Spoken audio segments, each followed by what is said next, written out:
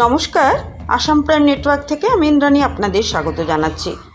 কদমতলা চাঁদা তোলাকে কেন্দ্র করে দুই সম্প্রদায়ের মধ্যে উত্তেজনা। দুটি বাড়িসহ বিউটি পার্লারে ভাঙচুরের খবর পাওয়া গেছে।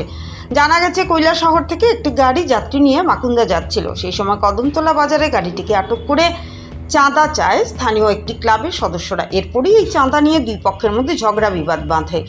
ঘটনা গড়ায় কদমতলা থানা পর্যন্ত। সেখানে লিখিতভাবে এই ঘটনার মীমাংসা হয়, কিন্তু এরপর একদল দুষ্কৃতী কদমতলা এলাকায় দুটি বাড়িতেও একটি বিউটি পার্লারে হামলা চালায়। এই ঘটনার খবর পেয়ে তড়িঘড়ি সেখানে ছুটে যান উত্তর জেলার পুলিশ সুপার ভানুপদ চক্রবর্তী। তিনি সম্পূর্ণ ঘটনার খোঁজ খবর নিয়ে সংবাদ মাধ্যমকে জানিয়েছেন। ভানুচন্দ্রের রিপোর্ট, আসাম প্রাইম নেটওয়ার্ক।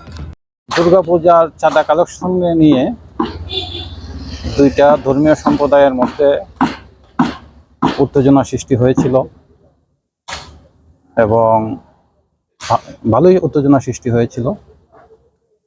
তো খবর পেয়ে আমরা পুলিশ তৎপরতার সঙ্গে ব্যবস্থা নিয়েছি। দোনো পার্টির যারা সাপোর্টার ছিল, পার্টি বলতে দোনোটা ধর্মীয় গ্রুপের যারা সমর্থক ছিল, ওনাদেরকে ডিসপাস করা হয়েছে। সিচুয়েশনের প্রতি আমরা নজর রাখছি এবং আমি দেখি যদি সিচুয়েশন ইমপ্রুভ করে তাহলে 144 জারি করাবো না, আদারওয়াইজ 144 জারি করানো হবে এখানে। Thank you. বাড়িঘর ভাঙচুর বলতে দুটো বাড়িঘর ভাঙচুর হয়েছে শুনেছি, একটা তো বিউটি পার্লার ভাঙচুর হয়েছে আমি দেখে এসেছি। তবে উভয় সম্প্রদায়ের মানুষ মিলিতভাবে চেষ্টা করেছেন সাম্প্রদায়িক সম্প্রীতি যাতে বজায় থাকে।